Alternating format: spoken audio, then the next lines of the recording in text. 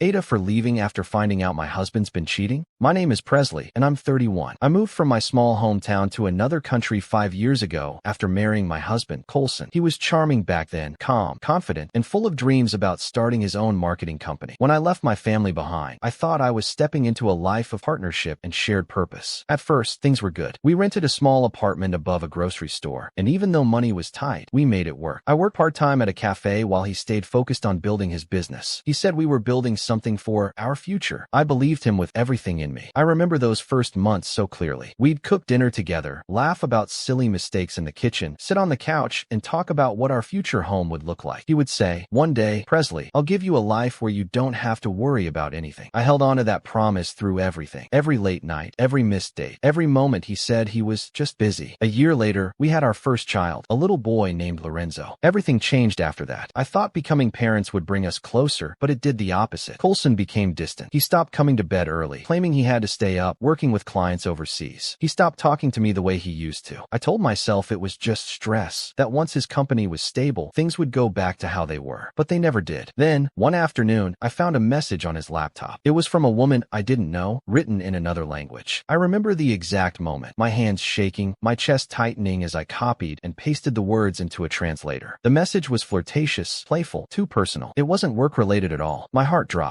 When I confronted him, he didn't deny it. He just sighed, said it was nothing serious, that it was just conversation. He promised it would stop, and I wanted so badly to believe him that I let it go. But it didn't stop. There were small signs everywhere. The way he suddenly guarded his phone, the way he smiled faintly at messages when he thought I wasn't watching. Sometimes he would laugh quietly and type back fast, his eyes glowing in a way I hadn't seen in a long time, a light that wasn't for me anymore. I would lie awake, pretending to be asleep, listening to the faint tapping of his fingers against his phone screen. Every time he betrayed my trust, I tried harder to fix things. I changed my hair. I started wearing the perfume he said he liked. I sent him kind messages during the day, little reminders that I loved him. I even started helping him with his business social media pages, hoping we'd reconnect through work. I thought maybe if I became part of his world again, he would see me differently, see us again. But the truth is, I was holding everything together alone while he drifted further away. By the time I had our second child, Zuri, I was too tired to fight. He would come home late, smelling like cologne I didn't recognize. When I asked where he'd been, he would roll his eyes and say I was too controlling. If I pushed too hard, he would get defensive, raise his voice, accuse me of not trusting him. He'd storm out, slamming the door, leaving me with a crying baby in my arms and Lorenzo asking, "Mommy, why is Daddy mad?" I stopped asking after a while because it hurt too much. I told myself that silence was better than another fight, that keeping peace was more important than finding truth. But the silence didn't bring peace. It brought distance. It brought loneliness so deep that it became part of me. We'd sit in the same room, but it felt like miles separated us. He stopped looking at me. He stopped noticing when I cried. He stopped noticing me altogether. And the worst part? He acted like everything was fine when his family visited. He'd hold my hand, call me babe, smile for pictures. To everyone else, we looked perfect. But when the guests left, he'd let go of my hand like it burned him. There were moments when I thought maybe it was my fault. Maybe I wasn't enough. Maybe motherhood had changed me too much. I tried to reignite something between us, planned date nights, cooked his favorite meals, even sent him messages late at night to remind him of how we used to be. But he always had an excuse. "I'm tired. Maybe another night. I've got a meeting early." The truth I didn't want to face was that I was the only one trying. Then one evening, as I was scrolling through my phone after putting the kids to bed, a message popped up from my friend Morgan. She wrote, "Presley, I think you need to see this." Attached was a screenshot, a public social media post from a woman thanking Colson for helping her find herself again. The post had photos of them together at what looked like a restaurant. Cozy lighting, wine glasses, smiles that looked too comfortable, too intimate. My hands shook as I scrolled through the comments. Heart emojis, playful teasing, people calling them such a great pair. When I showed him, he didn't even apologize. He didn't deny it. He just stared at me, tired, distant, and said, "You don't understand me anymore." Something inside me broke that night. Not loud, not dramatic, just a quiet cracking, like a glass left too close to the edge of a table finally tipping over. I realized I had spent years begging for the love of a man who had already left me in his heart. The next morning, I couldn't even look at him. He tried to act normal, pouring coffee, asking if I'd seen where he put his laptop charger. I just said no and walked away. He didn't chase after me. He didn't ask what was wrong. That night, I sat in our small kitchen while the kids slept. The clock ticked, the refrigerator hummed, and I felt this hollow ache spreading through my chest. I thought about my family back home, how far I was from them, how much I had given up to be here. His family kept telling me I shouldn't break the family apart, that he was just going through a hard time. But I had been through hard times too. Sleepless nights, empty apologies, endless pretending. And I didn't stop showing up. Sometimes, I watched Lorenzo play on the floor floor, building towers with his blocks, and I wonder what kind of example I'm setting for him. What kind of love am I teaching him to expect? That love means staying quiet when it hurts. That forgiveness means letting yourself be walked over again and again. I think about Zuri, about the day she'll grow old enough to ask me what love looks like. And I don't want to tell her it looks like this. A woman smiling through pain, waiting for someone who doesn't even look back. Coulson still talks about his business as if it's everything. He talks about new clients, new ideas, new plans. But I can't help but wonder, what's the point of building something if you've already lost the people who mattered most? A few weeks after I wrote the last update, things in our home grew colder. Coulson had lost a major client, one he'd been depending on for months. It was like a switch flipped inside him. He stopped sleeping, stopped eating properly, and started snapping at everything. The noise of the kids, the sound of dishes, even the way I looked at him. He told me I was bad luck, that my energy was too negative for him to focus. I remember standing in the kitchen one night, washing bottles, and hearing him mutter under his breath, "You ruin everything I touch." I didn't even argue. I just kept washing. I had learned that silence was safer than trying to defend myself. The tension in the house was heavy, the kind that seeps into everything. Even Lorenzo could feel it. He stopped running around the house like he used to. He'd whisper when he asked me things, like he was afraid of being too loud. Zuri cried more than usual, as if she sensed the unease in the air. Then one night, while I was rocking Zuri to sleep, my phone buzzed with an email notification. The subject line read, "You deserve to know the truth." My heart raced as I opened it. It was from the woman, the same woman Coulson had been seeing. She said she wanted to clear the air. She claimed she hadn't known the full truth, that Coulson told her we were practically separated, that we were just co-parenting until things settled down. She said he had told her that I didn't understand his ambitions, and that he planned to move in with her once his business was stable. My eyes stayed on that line for a long time. I didn't cry. I didn't throw my phone. I just sat there numb. I think that was the exact moment my heart gave up trying to fix something that had been broken for years. The next morning, I didn't say a word to him. I just started packing a small suitcase, clothes for the kids, diapers, Lorenzo's favorite stuffed dinosaur. I left quietly while he was on a call in the living room, his voice calm and confident as if nothing had happened. I went to stay with my friend Morgan, who had an extra room. She didn't ask many questions. She just opened the door, hugged me, and said, "You can stay as long as you need." I didn't tell Coulson right away. That evening, I sent him a short message. "I've taken the kids to stay with Morgan for a while. I need space." Within minutes, he started calling. The first few calls, I didn't answer. Then came the texts. "Where are you? You can't just take the kids like that. Presley, we need to talk. Please." I stayed silent. By the third day, the messages shifted. He said he was sorry. He said he'd do anything to fix things. But every word felt rehearsed, empty, like a recording of every apology he'd ever given before. When he realized I wasn't coming back, he started calling Morgan instead, begging her to convince me to talk to him. She finally texted him back, "Coulson, please stop. She needs space." He didn't reply after that. The hardest part was explaining it to Lorenzo. He's only 5, but he's so smart, too observant for his age. He asked me, "Mommy, is Daddy in trouble?" I knelt down, held his tiny hands, and said softly, "No, sweetheart. Daddy and I just need to live in different houses for a while, so we can both be better parents." He thought about it for a second, then whispered, "Can we still love him?" I smiled, even though my chest ached. "Of course, baby. You'll always love Daddy." That night, after putting him to bed, I sat in the hallway and cried quietly. Not because I regretted leaving, but because I wished things had been different. I wished love had been enough. A few days later, Coulson showed up at Morgan's house unannounced. I heard the knock on the door, and my stomach twisted. Morgan opened it while I stood frozen behind her. He looked different, thinner, his hair messy, his eyes tired and red. He asked to see the kids. I let him in because I didn't want Lorenzo or Zuri to lose their father, no matter how much he'd hurt me. He sat on the floor with Lorenzo, helping him build a tower with blocks. For a few minutes, I saw a glimpse of the man I used to love, gentle, patient, smiling. Then Lorenzo asked, "Daddy, are you coming home soon?" The silence that followed was heavy. Coulson's smile faltered. He glanced at me, then said quietly, "I don't know, buddy." Later, when the kids were in their room, he turned to me. His voice cracked as he said, "I don't know how to fix this, Presley. I don't know what to do." And for once, I didn't cry. I just said softly, "Maybe the best thing we can do now is stop pretending it's still fixable." He didn't argue. He just nodded, eyes wet, and left without another word. The weeks that followed were strange, quiet but heavy. I found a small apartment, nothing fancy, just 2 bedrooms and a tiny kitchen that smelled faintly of paint, but it felt peaceful, safe. I started working at a daycare not far from the apartment. The pay wasn't much, but being around children, hearing their laughter, helped me heal in small ways. At night, after the kids were asleep, I'd sit by the window with a cup of tea, watching the city lights. Sometimes I'd think about all the chances I gave him, every time I stayed after a lie, every time I forgave words that cut too deep. And I realized something. Leaving wasn't about giving up. It was about finally choosing myself. One evening, evening, I got a text from an unknown number. It was him. I miss how things used to be. I stared at the message for a long time before replying. You missed the version of me that still believed you'd change. He didn't answer. A week later, he came to drop off some of Lorenzo's things and stood by the door, hesitating. Presley, he said quietly, I still love you. I know I ruined everything, but I can't stop thinking about you. I looked at him, really looked. His face was tired, his eyes full of regret, but it didn't move me the way it once would have. I told him the truth. Maybe you love me now because you finally lost me, but love isn't supposed to be something you notice after it's gone. He didn't reply. He just nodded, tears glistening in his eyes, and left. That night, as I tucked Lorenzo into bed, he said sleepily, Mommy, you're smiling more now. And I realized he was right. I hadn't noticed until then how much lighter I felt, how my laughter came more easily, how my mornings didn't begin with dread. It's strange. I thought leaving would destroy me, but it didn't. It saved me. You are not the Aita. Your situation carries layers of betrayal, exhaustion, and resilience that deserve to be unpacked with care. What you described isn't a single bad decision or an isolated conflict. It's a pattern, a slow erosion of trust, intimacy, and partnership that left you holding everything together while Coulson drifted further away. At its heart, your story is about imbalance. You entered marriage with hope, compromise, and sacrifice, moving to a new country, leaving your family, and building a life around promises that Coulson never honored. Instead of walking beside you, he stepped away, both emotionally and physically. His flirtations, secretive behavior, and outright infidelity weren't mistakes. They were choices. Choices he repeated until the weight of them left you questioning your worth. Many people in your shoes fall into the trap of self-blame, wondering whether becoming a parent made them less interesting, whether they stopped being attractive, whether they somehow caused the distance. But the truth is, someone who truly values partnership doesn't look elsewhere when life becomes stressful. They lean in, not out. Coulson sought validation outside the marriage while you were sacrificing sleep, stability, and identity to keep the family intact. That's not a failure on your part. That's a reflection of his inability to honor commitment. Walking away was not only justified, it was necessary. Staying would have taught your children damaging lessons about love, respect, and loyalty. Leaving broke a toxic cycle before it hardened into their view of normal. The best path forward is to focus on rebuilding a sense of independence, financial stability, emotional healing, and a strong support network. Keep documenting communication with Coulson, particularly regarding custody, because his history of excuses and shifting blame suggests he may try to rewrite the past in ways that serve him. Surround yourself with people like Morgan, who offered you safety without judgment, because those relationships will help you heal. Also, resist the temptation to confuse his regret with genuine change. His tears, his sudden declarations of love, his late-night apologies, they're familiar patterns. They are words meant to pull you back into the cycle. But true accountability isn't about words spoken at the door. It's about sustained action over months and years. If he couldn't respect your love while he had it, you shouldn't sacrifice your peace hoping he suddenly learns to honor it now. And litter joke, here think of your marriage like a business contract. Ironic, given his obsession with clients. You invested years of unpaid labor, loyalty, and emotional energy, while he siphoned resources into side projects. If this were an actual company, you'd have fired him long ago and taken your talents to a better partnership. Divorce isn't failure, it's restructuring. And sometimes restructuring saves the entire enterprise from bankruptcy. You are not the Aita for leaving. You are not the Aita for protecting your children. You are not the Aita for refusing to accept crumbs of affection after giving your whole self. The only way you'd have been the Aita is if you stayed silent, stayed small, and stayed broken just to keep appearances intact. Instead, you chose honesty over illusion, dignity over humiliation, and strength over despair. That choice may feel heavy now, but over time it will define not just your healing. It will define the kind of parent, person, and example you become. Before we jump into the next story, don't forget to like and subscribe, and let us know your favorite part in the comments. AITA for feeling anger toward my family after my aunt died. I'm Aurelio, 27, and last month my aunt passed away suddenly from a heart attack. She was the one person in our family who always made me feel seen, even when others did. Since she died, I've been noticing things about my family I'd never realized before. Maybe I was naive, or maybe I just didn't want to see it. Her sister, my great aunt Helena, who always acted like she cared more than anyone, hasn't once come to our home since the funeral. Instead, she keeps talking about her own life, how her granddaughter is getting married,